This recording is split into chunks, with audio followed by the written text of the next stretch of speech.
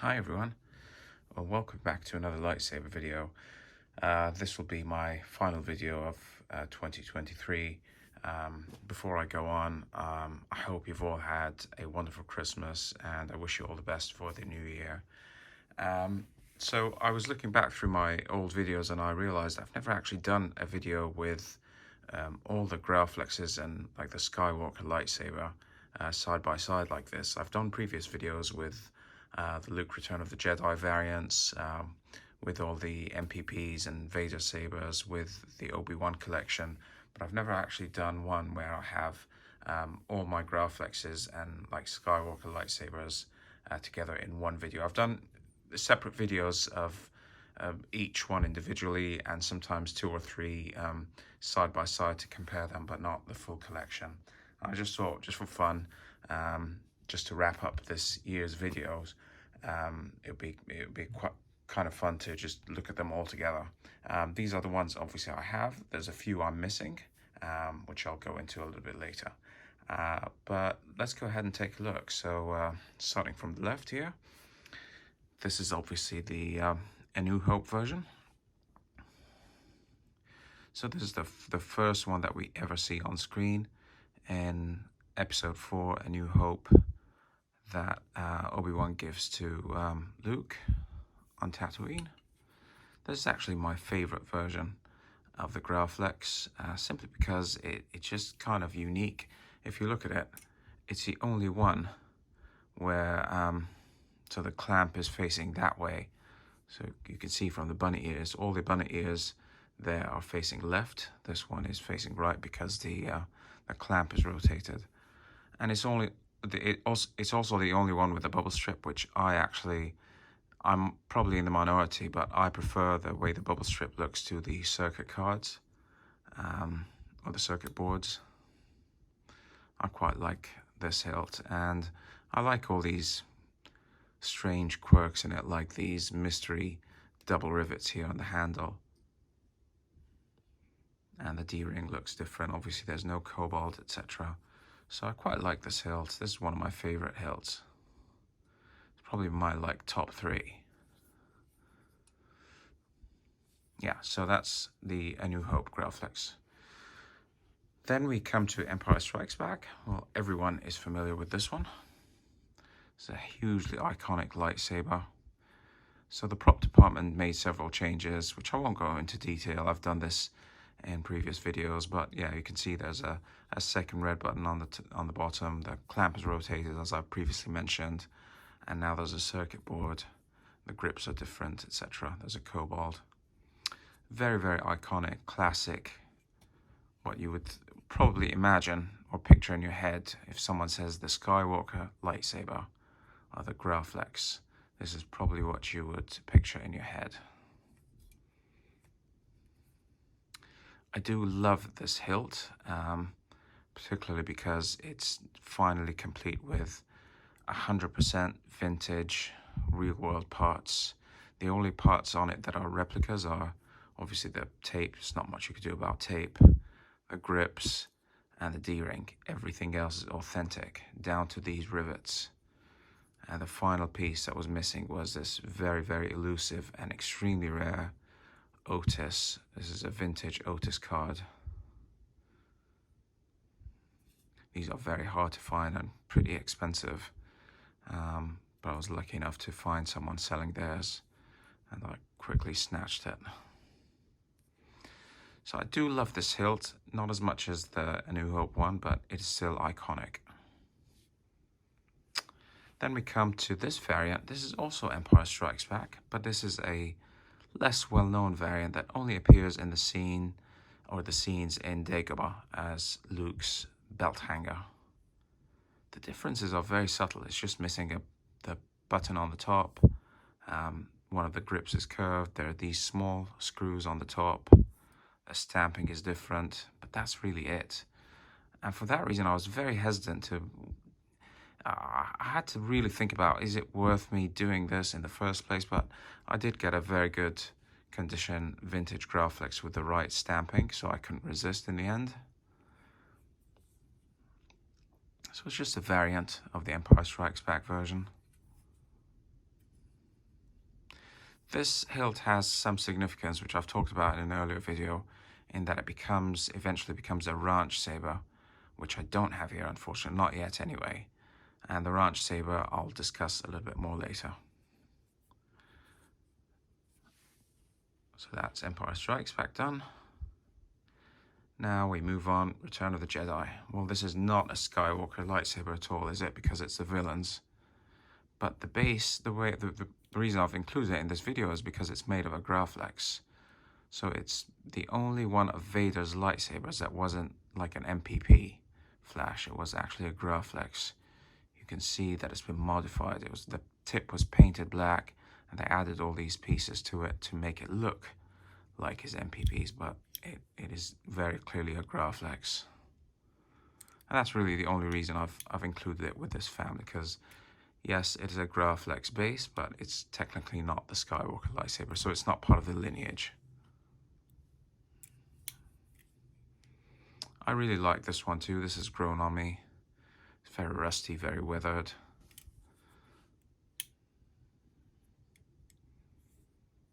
This took me a long time to perfect as well. Huge thanks to Martin, helped me a lot with this. He did all the drilling and all the hard work on the top there, fixing the hex screws and things like that, and all the paint at the top. And I just finished up the rest, the grips and the rest in between, the cobalt, etc. So yeah, that's Return of the Jedi. So that's the original trilogy done. Now we go on to the prequel trilogy, where George Lucas decides to machine all the hilts from scratch and not use existing real-world parts like old camera flashes and things like that. And it makes sense because, you know, the Jedi were at their height of, you know, power and prestige and things like that. And he wanted them to have fresh-looking, brand new weapons, not some rusty, beat-up old junk like this. So I wish they had done this one for continuity. I wish they had kind of done a design, even if it was machined from new. I wish they'd kind of stuck to this style, because canonically, you know, for continuity, it would have made sense at the end for Obi-Wan to take something that looks like this, so that in episode 4 he can present it to Luke. But instead they went with one of the ESB versions, and it's the ESB version that I talked about later, called the Ranch Saber. So what happened is that all of these old Graflexes, they got broken down into various parts. Some of them, I guess, were lost, some were discarded, some were sold to private collectors. Not many of them were left behind. Only one survived, which was this one. We don't even know if it was a complete one, but we do know that part of it definitely survived. And that stayed in the Lucasfilm collection and ended up in the ranch. So that's why it's called the Ranch Saber. But it was modified. So instead of this tape, they had like a texture tape. The clamp had broken, so they inserted various screws. The cobalt was upside down. Things like that. So that saber, the Ranch Saber, which I don't have here, but I do plan on building at some point in the future, the Ranch Saber became the basis for designing Anakin's lightsaber. So if you compare the Ranch Saber and Anakin's saber, they are very similar. So here you can see this textured look in the middle. Well, here it's not tape, it's actually the metal, it's machined, but you can see where they got this idea from. A lot of things about this were new. This slim chrome look. The greeblies were different. The button is now sort of a brownish copper instead of red. There's no glass eye, but there's another greebly on the bottom there. Instead of the clamp lever, we have this interesting looking copper piece there. The circuit board was changed into this design. Just things like that. And of course the Covertech wheel appears for the first time in the 90s in place of the D-rings. So that's the Aniflex or Skinnyflex, whatever you want to call it. This is Anakin's lightsaber from episode 3, Revenge of the Sith. And the inspiration for this design was the Ranch Saber, which was a post-production Graflex from Empire Strikes Back. Finally, we move on to 2015. The Force Awakens comes out, and once again they say that Luke's Empire Strikes Back lightsaber was found somehow. So I have to give them credit where credit is due. They actually used a vintage Graflex again, just like with the original movies. They didn't do a machined one like this. They actually went and found a vintage Graflex flash, and they also converted it to look, you know, almost exactly like this. If you look at them side by side, on first glance, they actually look very, very similar. It's only when you closely inspect them you'll start to see the differences. This one has a glass eye. The circuit boards have a slightly different appearance, and just other subtle differences, but most people wouldn't notice. So for the most part, they did a really great job designing the Force Awakens hero belt hanger for Rey. I think this is visually a very beautiful lightsaber. I really like what they did here with the glass eye, sanding it down to reveal the brass. I like the rivets on the grips. And I know this is very controversial, but I prefer the way this looks to the original ESP version. Yes, this is obviously the classic, more iconic, but just visually, I prefer the way that this looks. So that's the Force Awakens ones. The one that was used in Episode 8 was pretty much identical to this. I don't think anything was changed. There might have been slightly shorter grips, if that, but nothing else really. I think the glass eye was flush or less flush or something like that. I'm not an expert with the sequel hilts, but it's pretty much the same thing. And finally, Episode 9, we have this abomination. This is not a vintage Graflex, this is a Roman props, which is exactly what they used in the film. They went to Roman and they purchased or acquired a Roman props Graflex replica, and they then machined these extra parts for the control box and the clamp section and that steel belt clip in the back and the rest of it. And that's exactly what I did for this replica as well. This is probably my least favorite. I can't get used to the way that this control box looks, or the leather strap. I mean, I like the idea of the weathering and the damage here. I've got used to it over time, but it just looks too different. But still has to be part of the collection, just for completion's sake. So what am I missing? Let's see. I mean, there's a stunt saber that was used in Episode 4, which was basically a lead pipe that was cut and machined to look like a Graflex, but it isn't. It just had like a red button and some greeblies, some switches, and a motor that would go under his sleeve, under Luke Skywalker's or Mark Hamill's sleeve, so he can activate the switch and have the rod that was coming out there to spin and reflect against the light and give you that rotoscope effect. So that's the pipe stunt, and I don't have that one, and honestly, no intention of, just no interest, not for me. There's a couple more stunts that were used in Empire Strikes Back. There's just not many good reference photos of them, so I don't think I'll be building them either. One of them, the best known one, has kind of like hex bolts in the top like this.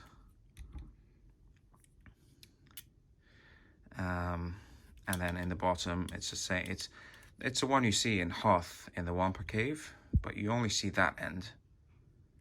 So, but the top is all kind of bolted, and there's obviously a blade There's just not many good pictures of that one. I didn't mention actually the DV6. Not only is it a Graflex, it was actually used in Empire Strikes Back.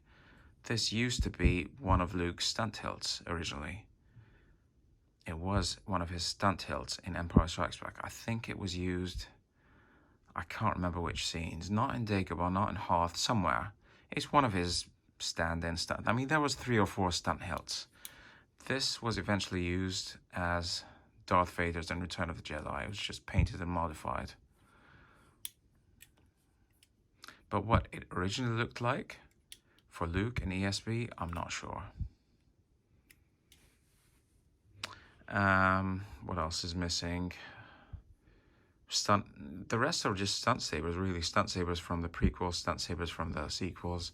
Again, personally, no interest in any of those. The only one that I would like to add to those is the severed hand, which is coming on the way. So the severed hand is the prop that was that Luke was holding when Vader cut off his hand in Empire Strikes Back, and that one looks different. It's kind of half a Graflex, half a Cobalt, and some other bits. So I'll go into that in more detail when I do build that in the next couple of months. And the other one I want to do as well, as I said, is the Ranch Saber, because that's the only one that is still present, really. Current day post-production look.